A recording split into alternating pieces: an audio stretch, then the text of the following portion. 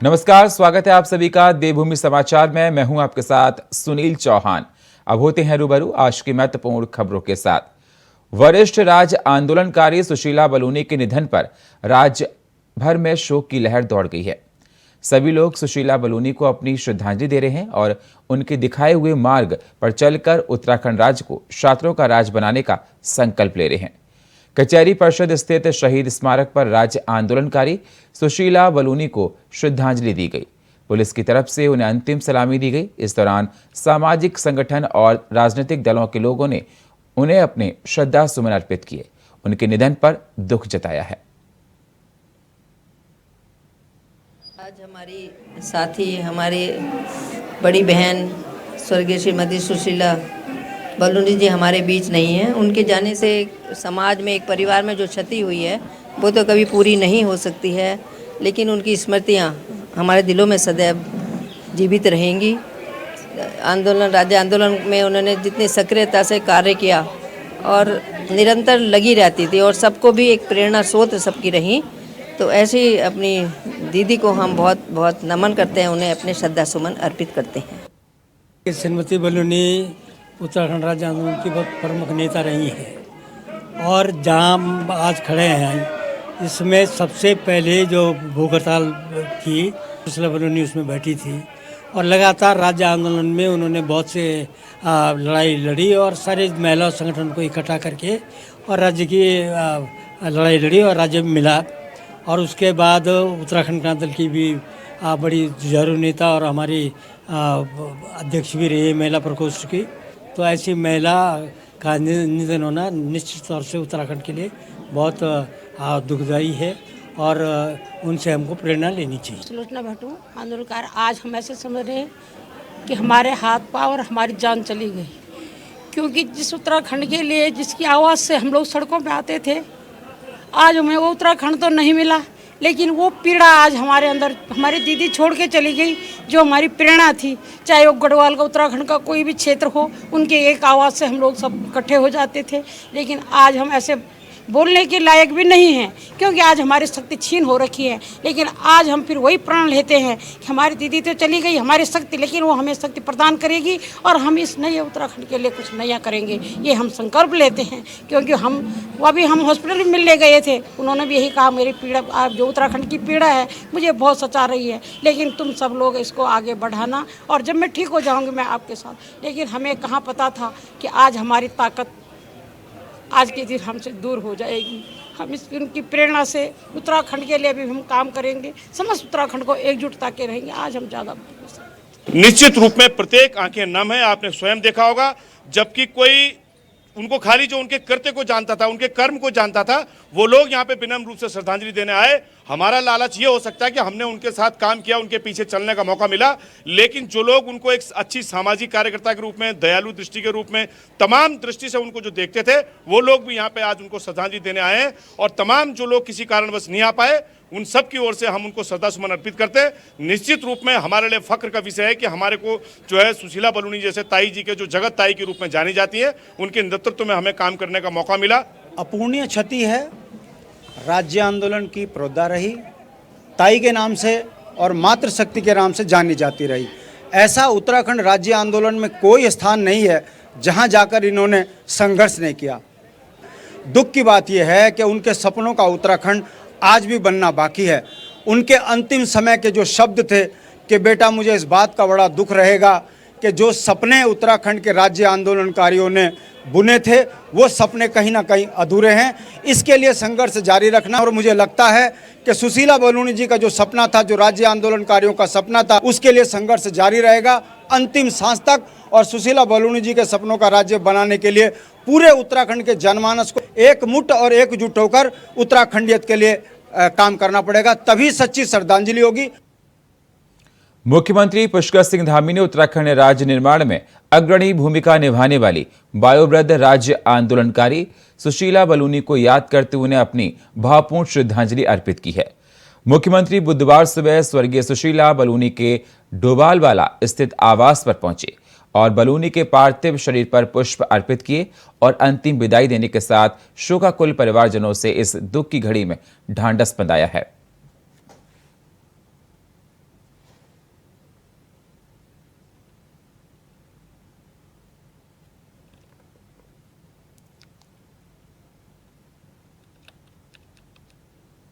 दिवंगत राज्य आंदोलनकारी सुशीला बलूनी को कचहरी परिसर स्थित शहीद स्मारक पर श्रद्धांजलि दी गई।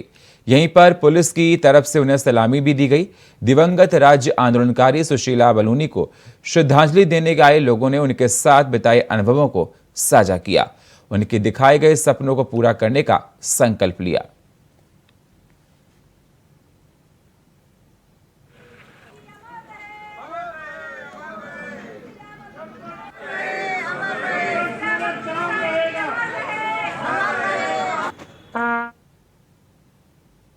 2024 के सबसे बड़े महारण से पहले ही उत्तराखंड में इन दिनों चुनाव की सियासी बिसात बिछने लगी है, जिसमें बीजेपी और कांग्रेस दोनों ही काफी एक्टिव नजर आ रहे हैं।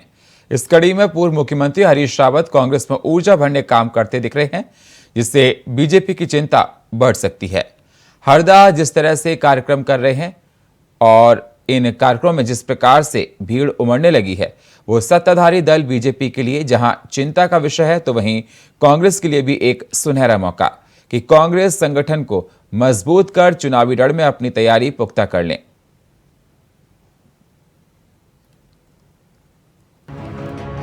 सड़क पर स्नान, सड़क पर ध्यान और सड़क पर ही योगा, ये तीन तस्वीरें उत्तराखंड की सियासत में सुर्खियां बटोर रही हैं, क्योंकि ये हरदा का सियासी स्टाइल है।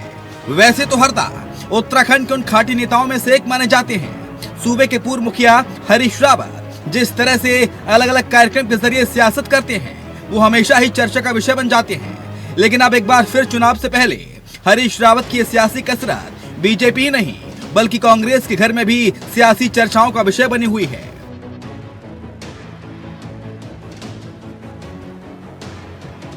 देहरादून में पूर्व मुख्यमंत्री कभी आम पार्टी करते हैं, कभी चाय गुड़ पार्टी करते हैं, कभी पहाड़ी भोज बनाते हैं। किसानों को जरूरत पड़ती है तो दूसरी तरफ उधम सिंह नगर और हरिद्वार में किसानों की समस्या को लेकर 24-24 घंटे सड़कों पर बैठकर धरना देते हैं। तो वहीं दूसरी तरफ बीजेपी का कहना है कि पूर्व मुख्यमंत्री चुनाव से पहले अपने लिए जमीन तलाशने का काम कर रहे हैं, जिससे वो चुनाव लड़ सकें। कि आदरणीय हरीश रावत जी लगातार किसानों की समस्याओं को लेकर संघर्षरत हैं, चाहे हरिद्वार में बकाया बिलों का भुगतान हो जो गन्ना किसानों का है, या किसानों की खाद से संबंधित समस्याएं रही हों। हरीश रावत जी ने पहले वहां पर पद यात्राएं भी की, और ये इकबालपुर चीनी मिल हो या दूसरी चीनी मिलों के मामले में साल भर में लगातार तीसरी बार जो है हरीश रावत जी को धरना प्रदर्शन के लिए मजबूर होना पड़ रहा है। लेकिन प्रचंड बहुमत से चुनी हुई सरकार किसानों की समस्याओं पर सजग नहीं है, ना किसानों की समस्याओं पर ध्यान दे रही है। अगर उनका समाधान हो गया होता तो आज हरीश रावत जी को धरना प्रदर्शन के लिए मजबूर ना होना पड़ता। श्री हरीश रावत द्वारा हरिद्वार में जो धरना दिया गया गन्ना किसानों को लेकर, वो केवल एक नौटंकी है, क्योंकि हरिद्वार में श्री हरीश रावत लोकसभा चुनाव लड़ना चाहते हैं और वहाँ उनके राजनीतिक अस्तित्व को लेकर कांग्रेस में ही बहुत बड़ी चुनौती पैदा हो गई है। जहाँ तक किसानों का सवाल है, चाहे गन्ना किसान ही क्यों ना हो, प्रदेश की धामी सरकार उनके लिए लगातार काम कर रही है और गन्ना किसानों के भुगतान के लिए लगातार आगे भुगतान भी चल रहा है। लेकिन श्री हरीश रावत बिन बात को मुद्दा बनाने की कोशिश में रहते हैं, जिससे कि उनको लोकप्रियता मिले, उनको मीडिया में कवरेज मिले, और ये जो धरना हुआ है ये भी उसी का एक हिस्सा है। हरीश रावत जी जो धरने पर बैठे हैं पिछले लगभग 24 घंटे से हरिद्वार में, चूँकि देखिए लोकसभा चुनाव सर पर है और देखने में ऐसा आ रहा है कि इस समय जो लोग लोकसभा की दावेदारी कर रहे हैं वो अपने अपने तरीके से नए नए स्टंट कर रहे हैं, और उसी का ये एक उदाहरण है, एक पैंतरा है जो हरीश रावत जी हरिद्वार में धरने पर बैठे हैं। और इससे एक चीज़ साफ होती है, क्योंकि हरिद्वार जो है किसान बहुल्य क्षेत्र है। मुद्दा चाहे किसानों का हो या आम जनता के लिए पार्टी आहूत करने का, विषय एक ही है। जिस तरह से पूर्व मुख्यमंत्री हरीश रावत सक्रिय राजनीति में चल रहे हैं, उससे उनके विरोधी नहीं बल्कि पार्टी के भीतर हरिद्वार के दावेदार भी टेंशन में हैं। और ऐसे में सवाल ये, क्या हरदा की ये कसरत चुनाव तक चुस्ती बरकरार रख पाती है, और क्या इस कसरत से युद्ध में अपने विरोधियों को चित कर पाते हैं। हरिद्वार से विकास चौहान के साथ अभय कैंतुरा, इंडिया वॉइस, देहरादून। एक तरफ देश में धर्म और जाति को लेकर लगातार सियासी घमासान छिड़ा हुआ है, वहीं दूसरी तरफ कई सामाजिक लोग और राजनीतिक लोगों का कहना है कि बीजेपी के समर्थन में इस वक्त का मुसलमान नहीं है। इस मसले को लेकर वक्फ बोर्ड अध्यक्ष शादाब शम्स ने कहा कि मुसलमान कहीं अलग से नहीं है, देश का हिस्सा है, उसे भी योजनाओं का लाभ मिल रहा है। इस मामले को लेकर कांग्रेस के मुख्य प्रवक्ता गरिमा मेहर दसौनी ने कहा कि चाहे मुस्लिम समाज हो या कोई भी, देश की स्थिति देखकर वह बीजेपी के साथ जुड़ ही नहीं सकता।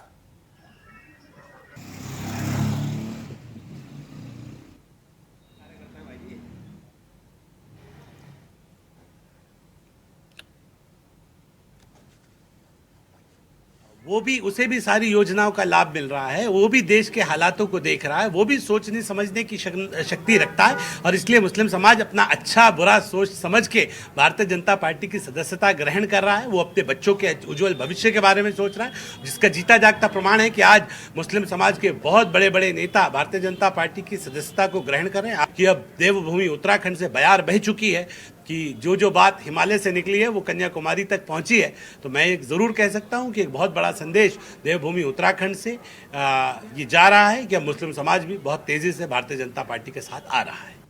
मैं शादाब शम्स से कहना चाहती हूँ, आप मुगालते में हैं जनाब। मुस्लिम समाज हो या किसी भी समाज का व्यक्ति हो, यदि वो देश से प्यार करता है तो वो भाजपा से जुड़ ही नहीं सकता, क्योंकि भाजपा ने पिछले 9 सालों में झूठ परोसने के अलावा और कुछ नहीं किया। झूठे वादे देश की जनता से किए जो अब जनता को सालने लगे हैं। किसान भाजपा का विरोधी है, युवा भाजपा का विरोधी है, महिलाएं भाजपा की विरोधी हैं। महंगाई आपने आसमान पर पहुंचा दी, अर्थव्यवस्था अपना पटरी से लुढ़का दी, आपने बेरोजगारी का 45 साल का आंकड़ा तोड़ दिया, लगातार धार्मिक तुष्टीकरण पर आप चल रहे हैं और कहीं न कहीं सामाजिक ताने बाने को भी आप छेड़छाड़ कर रहे हैं, सौहार्द देश का बिगाड़ रहे हैं। ऐसे में भाजपा से सिर्फ वही जुड़ सकता है जो या तो लालची होगा, जो अवसरवादी होगा, या फिर जिसकी कमजोर नस भाजपा के हाथ में है। सरकार की तरफ से जमीनों की खरीद फरोख्त को लेकर अब आपराधिक इतिहास देखे जाने के बाद ही प्रक्रिया को पूरा करने के निर्देश दिए गए हैं। बीजेपी के नेता भी सरकार के इस आदेश से गदगद दिखाई दे रहे हैं। बीजेपी के प्रदेश अध्यक्ष महेंद्र भट्ट ने कहा कि राज्य में भूमि की खरीद को लेकर सरकार के बनाए जा रहे नियम से अब जमीनों की खरीद फरोख्त पर नकेल कसी जा सकेगी, जिससे गलत प्रवृत्ति के लोग उत्तराखंड राज्य में जमीन नहीं खरीद सकेंगे। कहा कि अगर मैंने उत्तराखंड के अंदर चाहे कृषि योग्य भूमि हो चाहे आवासीय भूमि हो, वो सीमित है, इसलिए उस भूमि को भी आवंटन खरीदने का ध्यान रखना पड़ेगा कि जिसको जो भूमि खरीद रहा है उसका उद्देश्य क्या है। ठीक है, उत्तराखंड के जो मूल निवासी उनको अपनी भूमि है, एक पक्ष है, लेकिन अनेकों लोग, अब क्योंकि पर्यटन हमारा बड़ा है, बड़ी संख्या में देश विदेश के लोग भी आना चाहते हैं, सबका स्वागत है, लेकिन उत्तराखंड के अंदर जिस उद्देश्य से भूमि ले रहे हैं उस उद्देश्य का मूल कारक बताना होगा। कौन लोग हैं? बड़ी संख्या में पिछले दिनों देखा बांग्लादेश की कुछ ऐसे लोग हमारे राज्य में आ गए जिनकी बाद में नागरिकता भारत की नहीं थी। ये सारे विषय जिन विषयों पर सरकार ने अगर संज्ञान लिया उसका स्वागत करते हैं। प्रदेश की धामी सरकार ने बड़ा फैसला लेते हुए जिलों को लेकर पहले बनी हुई एक पुरानी व्यवस्था को खत्म करने का फैसला कर लिया है। फैसले के तहत प्रदेश के जिलों में अब प्रभारी सचिव की व्यवस्था बंद होगी। अभी तक प्रदेश में जिलों के प्रभारी सचिव हुआ करते थे, जिसके बाद अब इस व्यवस्था को खत्म करने का निर्णय लिया गया है। तो वहीं प्रभारी सचिव की जगह सचिव और अपर सचिव उत्तराखंड के हर जिले में जाएंगे। हर जिले में 2 सचिव या अपर सचिव को दौरा करने और बैठक लेने के निर्देश दिया गया है। तो वहीं महीने के दूसरे हफ्ते और चौथे हफ्ते जिलों में बैठक लेने को कहा गया है।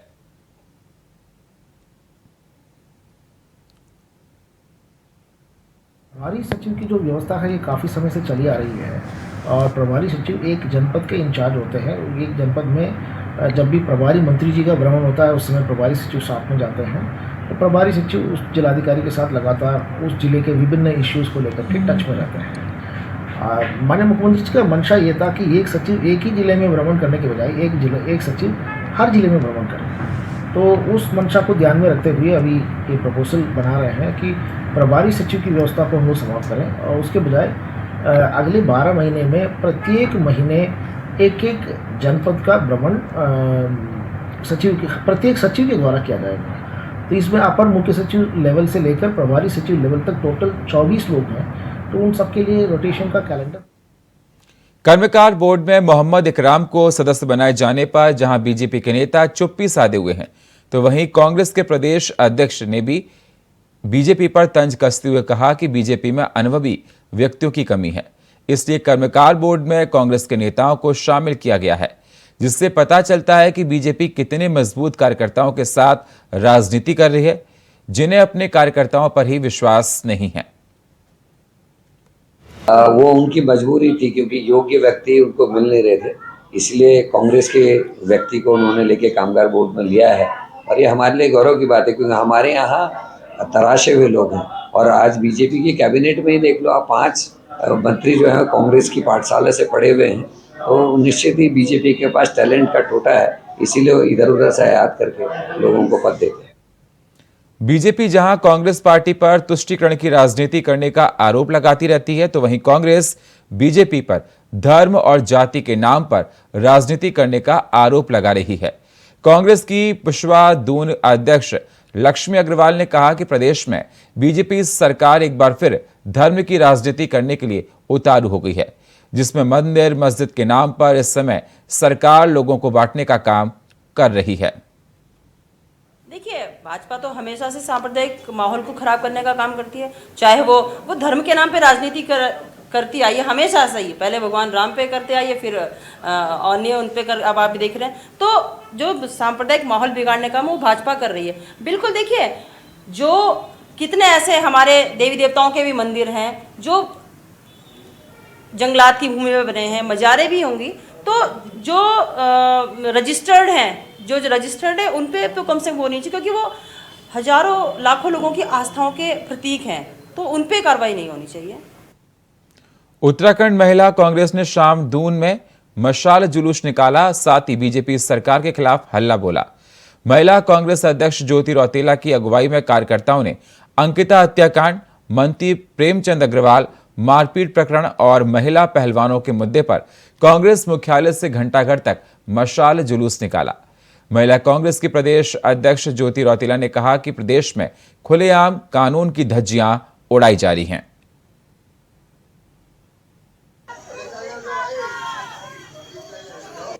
आज राष्ट्रीय अध्यक्ष आ रही हैं, उनके निर्देश के अनुसार हम लोगों ने आज मशाल जुलूस निकाला है। इसमें जो अंकिता भंडारी वाले मामले में जो वीवीआईपी का नाम का खुलासा अभी तक सरकार नहीं कर रही है, वो एक मामला है। और दूसरा जो जंतर मंतर पे हमारी बहनें बैठी हुई इतने दिनों से, और उनके साथ अभी तक जो बृजभूषण सिंह है उसकी ना गिरफ्तारी हुई है, और जबकि उसमें एक लड़की माइनर है, पॉस्को में जो केस एफआईआर दर्ज हो रखी है, पुलिस की जो कार्रवाई है उस पर सवाल है। तो इसके खिलाफ आज हम लोग एक मशाल जुलूस शाम को निकाल रहे हैं। अल्मोड़ा में नवजात बच्चे की मौत के मामले में मंत्री ने जांच के आदेश दिए, तो स्वास्थ्य महानिदेशक अलग ही सफाई देते नजर आ रही हैं। मंत्री की जांच के आदेश दिए जाने के बाद अभी जांच शुरू भी नहीं हुई और महानिदेशक ने घटना का पूरा ब्यौरा दे दिया। उन्होंने बताया कि बच्चा प्री मैच्योर था। अल्मोड़ा में से सुशीला तिवारी के लिए उसे रेफर किया गया, जिसकी रास्ते में ही मौत हो गई। सीएमओ स्तर से प्राप्त रिपोर्ट के अनुसार वो बच्चा प्रीमेच्योर था, जो गाड़ी में डिलीवर हो गया और महिला अस्पताल में हमारे एडमिट किया गया। और बच्चे का प्रीमेच्योरिटी को देखते हुए उन्होंने उनको अल्मोड़ा मेडिकल कॉलेज रेफर किया था न्यूनेटोलॉजी विंग में, जहां से ये जानकारी प्राप्त हुई है कि उसको सुशीला तिवारी रेफर किया किसी कारण से, और रास्ते में ही प्रीमेच्योरिटी की वजह से उसकी मौत हुई। बद्री केदार मंदिर समिति की तरफ से कथित तौर पर लगाए गए पेटीएम स्कैनर के मामले में अब जवाब देते हुए नहीं बन रहा है। जहां पहले बीकेटीसी के अध्यक्ष अजय ने इसे लेकर शिकायत दर्ज कराई थी, तो अब वह मामले पर कुछ बोलने से बचते हुए दिखाई दे रहे हैं। लेकर के हमारे द्वारा पुलिस को तहरीर दे दी गई थी और पुलिस इसमें जांच कर रही है, और बेहतर होगा कि आप पुलिस से ही, क्योंकि जांच एजेंसी जब किसी कार्य में लगी हुई है तो उसमें हमारी किसी प्रकार से प्रतिक्रिया व्यक्त करना उचित नहीं होगा। उचित होगा कि आप जो जांच एजेंसी है उनसे ही संदर्भ में बातचीत करें। उत्तराखंड में एक बार फिर से पशुओं में लंपी वायरस फैल रहा है। पशुपालन मंत्री सौरभ बहुगुणा का कहना है कि पूरे प्रदेश में अभी तक 3131 पशुओं में लंपी वायरस देखने को मिला है। लगातार पशु विभाग जन जागरूकता अभियान चला रहा है। पशुओं में इंजेक्शन लगाने का भी काम किया जा रहा है। अभी तक करीब 7 लाख पशुओं को इंजेक्शन लगाया जा चुका है। आने वाले 15 दिन में सभी पशुओं को इंजेक्शन लगाने का लक्ष्य रखा गया है। मेजर डेथ जो पिछली बार भी हुई थी वो कॉलिक ही मेन रीज़न था। तो कुछ की कॉलिक की वजह से हुई है और कुछ की स्ट्रेस की वजह से हुई है, क्योंकि आपको पता है इन 15 दिनों में जो मौसम बहुत ही हार्श रहा है, ख़राब रहा है। रुद्रप्रयाग में लगातार बारिश हुई है, लगातार बर्फबारी हुई है। तो और इनिशियल जो डेथ होती है हमारे यहाँ सबसे ज़्यादा इसी फेज़ में होती है, पहले 1-1.25 महीने में, क्योंकि उस वक्त घोड़े को एक्लेमेटाइज करना पड़ता है, घोड़े को स्ट्रेस ज़्यादा होता है। तो ये 2 मेन रीज़न रहे हैं डेथ के। हरिद्वार में बड़ा अखाड़ा उदासीन के कोठारी महंत समेत 2 लोग निष्कासित कर दिए गए हैं। बताया जा रहा है कि महंत दामोदर दास और महंत दर्शन दास को हटा दिया गया है। ये कार्रवाई अखाड़ा विरोधी काम करने पर मंच परमेश्वर ने की है।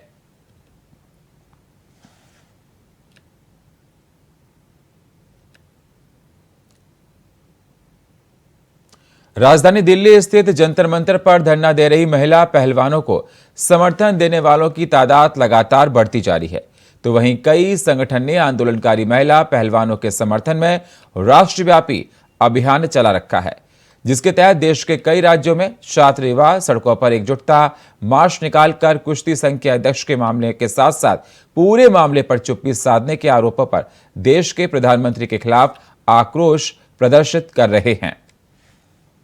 कांग्रेस के हमारे बहुत ही सम्मानित अध्यक्ष आर.बी. बडोनी द्वारा आज एक कैंडल मार्च का कॉल किया गया था। कैंडल मार्च का मुख्य कारण विरोध प्रदर्शन था। विरोध क्यों? विरोध इसलिए कि जो हमारी पहलवान बहनें हैं, हमारे पहलवान भाई हैं, जो राष्ट्र का नाम ऊंचा करके कई पदक कई खेलों में खासकर रेसलिंग में जीत कर आए हैं, पहलवानी में जीत के आए हैं, आज वो जंतर मंतर में पिछले 2 सप्ताह से बैठे हैं। सरकार उनकी सुध नहीं ले रही है।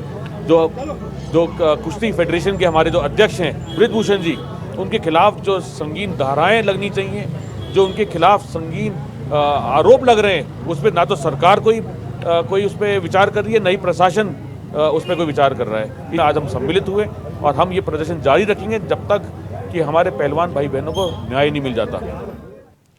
मसूरी एक कार्यक्रम में शिरकत करने पहुंची उत्तराखंड बाल अधिकार संरक्षण आयोग की अध्यक्ष गीता खन्ना ने पत्रकारों से बात करते हुए कहा कि बाल अधिकार संरक्षण आयोग समय समय पर शिक्षा विभाग को स्कूलों की मनमानी को लेकर सख्त कार्रवाई करने के निर्देश देता रहा है। पहले भी कुछ स्कूलों की तरफ से मनमानी और बच्चों के उत्पीड़न के मामला संज्ञान में आने के बाद स्कूलों की मान्यता रद्द करने के आदेश दिए गए थे।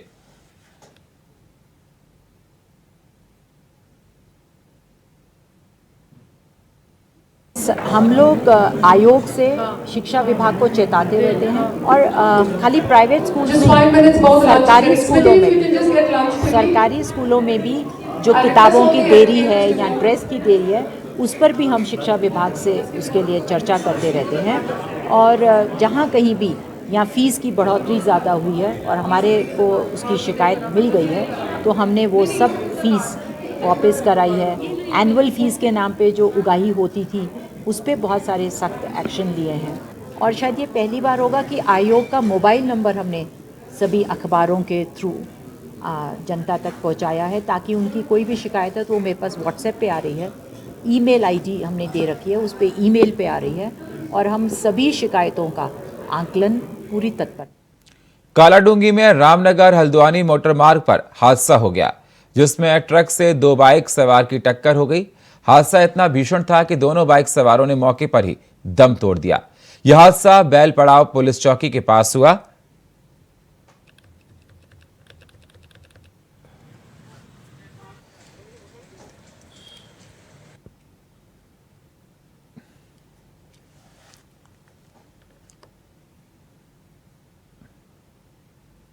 और फिलहाल देवभूमि समाचार में इतना ही। बाकी खबरों के लिए आप बने रहिए इंडिया वॉइस के साथ। तब तक के लिए नमस्कार।